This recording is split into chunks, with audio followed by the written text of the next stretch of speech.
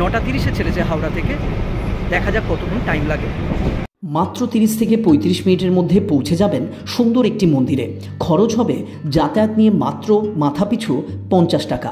তার মানে সপ্তাহের শেষে কিংবা কোনো এক বৃহস্পতিবার ব্রহ্মদত্ত ধামে ঘুরে আসতে পারেন পরিবারের সকলকে নিয়ে। দেবতার দর্শন, সুবিস্তৃত মন্দির কমপ্লেক্স দর্শন করুন, অথচ কম খরচে কম সময়। তবে চলুন শুরু করা যাক আজকের ভিডিও। নমস্কার বন্ধুরা, আপনারা দেখছেন ঘোরাপড়া চ্যানেলের নতুন একটি উপস্থাপন। সঙ্গে রয়েছি আমরা প্রভাত এবং লিটন। প্রথমেই বলি, ব্রহ্মদত্ত ধামে আপনি যাবেন কিভাবে। দেখুন, হাওড়া বা শিয়ালদহ থেকে যাওয়ার জন্য ট্রেন পেয়ে যাবেন, কিন্তু শিয়ালদহ থেকে ট্রেন অত্যন্ত কম, তাই হাওড়া থেকে যাওয়াটাই শ্রেয়। হাওড়া থেকে বারুইপাড়া যাওয়ার অনেকগুলো গাড়ি আছে, যেমন গুড়াব, মশাগ্রাম, বারুইপাড়া লোকাল এই ধরনের, এছাড়া চন্দনপুর। আর অনেকগুলো ট্রেন আপনি তো পেয়ে যাবেন বর্ধমান কট লাইনে। বেশিক্ষণ টাইম লাগবে না। আমরা এখন রয়েছি বর্ধমান কট লাইনে, মানে কট লোকালে। 9:30-এ ছেড়েছে, কটায় পৌঁছাই এবং পুরো ডিটেল ভিডিওটা আপনাদের দেখাবো। যেহেতু অনেক ট্রেন, তাই খুব একটা ভিড় হয় না। ট্রেনের কম্পার্টমেন্ট দেখুন প্রায় ফাঁকা।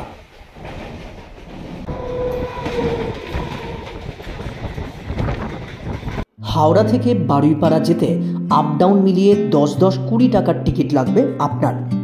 ধরে নিন আপনি যেদিন যাচ্ছেন সেদিন ট্রেনের সিট পেলেন না, কিন্তু এই অল্প রাস্তা প্রকৃতি দেখতে দেখতে দিব্যি কখন পৌঁছে যাবেন আপনি নিজেই টের পাবেন না। একে একে বেলুর, ডানকুনি জাংশন, জনাই রোড, বেগমপুর প্রভৃতি স্টেশন পার করে খুবই অল্প সময়ের মধ্যে আপনি পৌঁছে যাবেন বারুইপাড়া স্টেশনে। এই বেগমপুর স্টেশনের পরের স্টেশনই হলো বারুইপাড়া। হাওড়া থেকে 24 কিলোমিটার পথ অতিক্রম করে আপনি চলে আসবেন বারুইপাড়া। আর বারুইপাড়া এসে এই 1 নম্বর প্ল্যাটফর্মে নামবেন। আর ট্রেন চলেছে নিজের গন্তব্যে, মানে বর্ধমানে। আর আমরা যাব 1 এ প্ল্যাটফর্মে। চলুন যাওয়া যাক। আপনাকে নামাবে 1 নম্বর প্ল্যাটফর্মে। আর 1 নম্বর প্ল্যাটফর্ম পেরিয়ে, মানে ওভারব্রিজ পেরিয়ে আপনাকে 1 এ প্ল্যাটফর্মে যেতে হবে। আর সেই প্ল্যাটফর্মের বাইরেই পেয়ে যাবেন অটো। এটা 1 নম্বর প্ল্যাটফর্ম, আর ঠিক ওইটা হচ্ছে 1 এ প্ল্যাটফর্ম। ওভারব্রিজ আছে, চলুন ওভারব্রিজ পেরিয়ে আপনাকে যেতে হবে। আপনি চাইলে ওভারব্রিজ পেরিয়ে যেতে পারেন, কিংবা যদি লাইন পেরোন খুব সাবধানে দুদিক দেখে পেরোতে হবে, কারণ এই লাইনে ঘন ঘন প্রচুর দূরপাল্লার ট্রেন যাতায়াত করে। 1 এ প্ল্যাটফর্ম থেকে বেরোলেই টিকিট কাউন্টার, আর ঠিক তার পাশেই আছে অটো স্ট্যান্ড। অটো ছাড়ার সাথে সাথে আপনার ডান দিকে এই সুন্দর মন্দিরটা দেখতে পাবেন।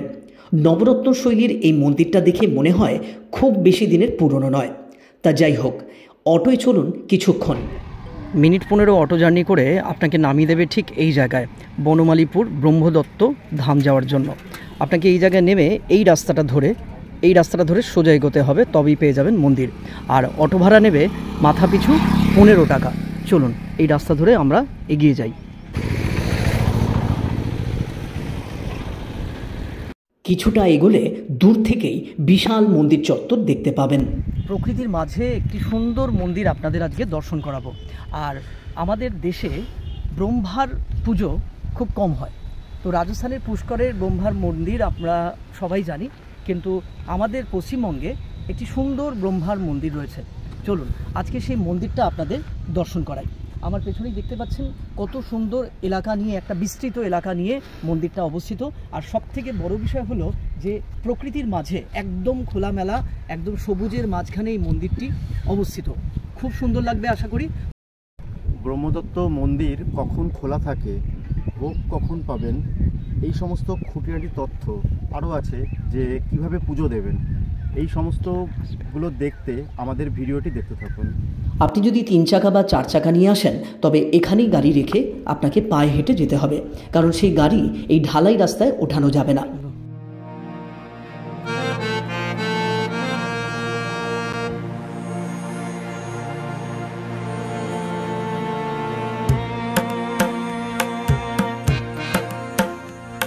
হুগলি জেলার বনমালীপুরে অবস্থিত ব্রহ্মদত্ত ধামে এসে তো পৌঁছালাম।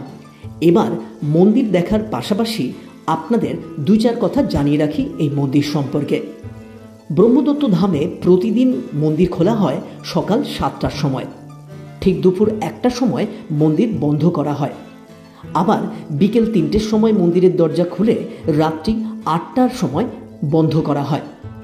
কিন্তু বৃহস্পতিবার নিয়মটা একটু আলাদা।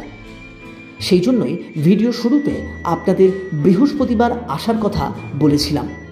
বৃহস্পতিবার আসলে মন্দিরের বিশেষ অনুষ্ঠান আপনি উপভোগ করতে পারবেন, তবে সপ্তাহের অন্য দিন আসলে সেগুলি হয়তো উপভোগ করতে পারবেন না। তা যাই হোক, এবার বলি বৃহস্পতিবার কি অনুষ্ঠান হয়। দেখুন, যেহেতু এই মন্দিরে বৃহস্পতিবারই বেশ জাঁকজমক করে পুজো হয়, তাই সেদিন মন্দিরের দরজা অন্য দিনের মতো 7টায় খোলা হলেও বন্ধ করা হয় রাত্রি 9:30 দেখতে দেখতে মন্দিরের গর্ভগৃহে অধিষ্ঠিত দেববিগ্রহের সামনে চলে এসেছি। আগে ভালো করে দেব দর্শন করুন, তারপর বাকি তথ্য জানাচ্ছি।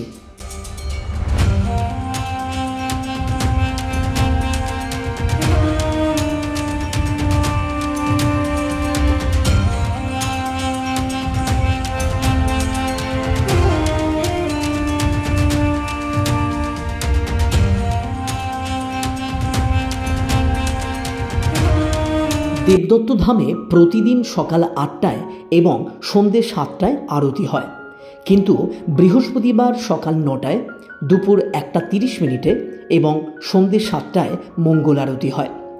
সেই দিন আরতির শেষে পালকি ভ্রমণ হয়, মানে আরতির পর হরিনাম সহযোগে কীর্তন সহকারে পালকি ভ্রমণ করানো হয়, যা চলে রাত্রি 9:30 পর্যন্ত।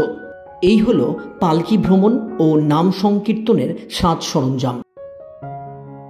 পুণ্যার্থী তথা দর্শনার্থীদের কথা ভেবে এখানে মানে মন্দির কমপ্লেক্সের মধ্যে পাবলিক টয়লেটেরও ব্যবস্থা করা হয়েছে। দেখুন, এই যে জায়গাটা দেখছেন, এই যে পেছন দিকটা, এদিকে গেলেই আপনি টয়লেট পেয়ে যাবেন। এবার চলুন দেখাই মন্দিরের নিচে আরেকটি মন্দিরে, অর্থাৎ শিবালয়। শিব মন্দির রয়েছে, চলুন যাওয়া যাক।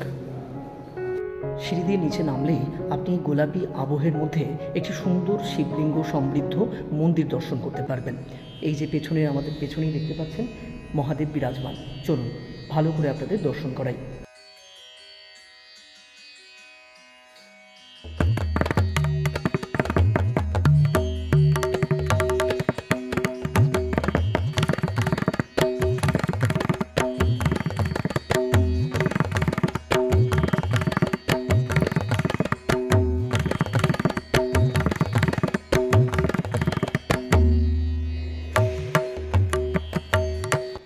হুগলির বনমালীপুরের ব্রহ্মদত্ত ধামের মতো আরও 3টি ধাম আছে।